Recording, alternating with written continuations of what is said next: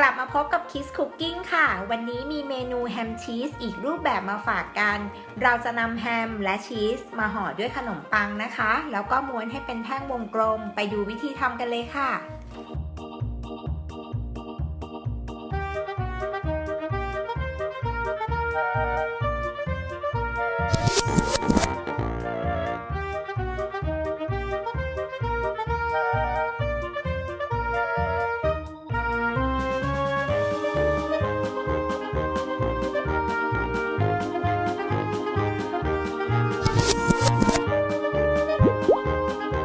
เริ่มจากเตรียมขนมปังก่อนนะคะ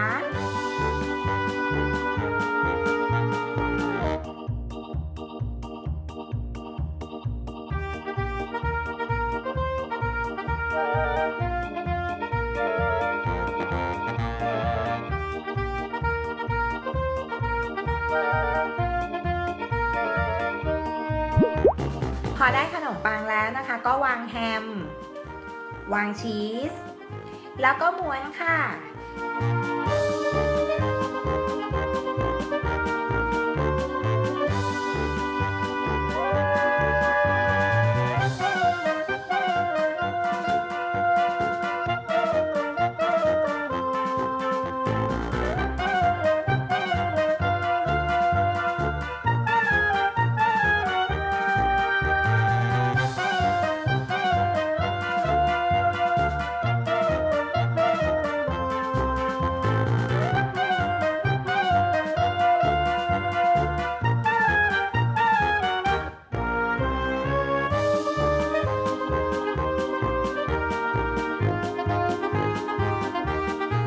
ขนมปังเป็นโรลเรียบร้อยแล้วนะคะก็เตรียมนำลงทอดได้เลย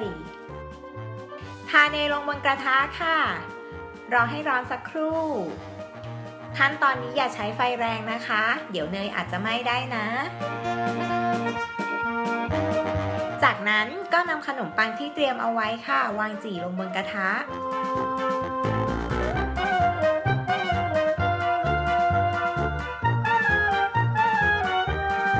จี่ไปเรื่อยๆนะคะพลิกด้านด้วยจนมีกลิ่นหอม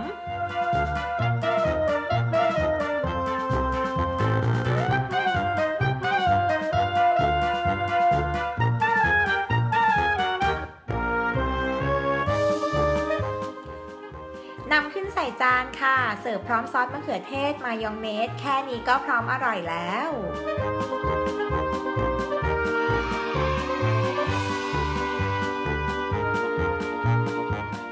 ครั้งหน้า Kiss Cooking จะชวนน้องๆมาเข้าครัวกับเมนูอะไรนะคะกด Subscribe Kiss Kitchen เอาไว้แล้วก็อย่าลืมกดกระดิ่งกันด้วยนะคะ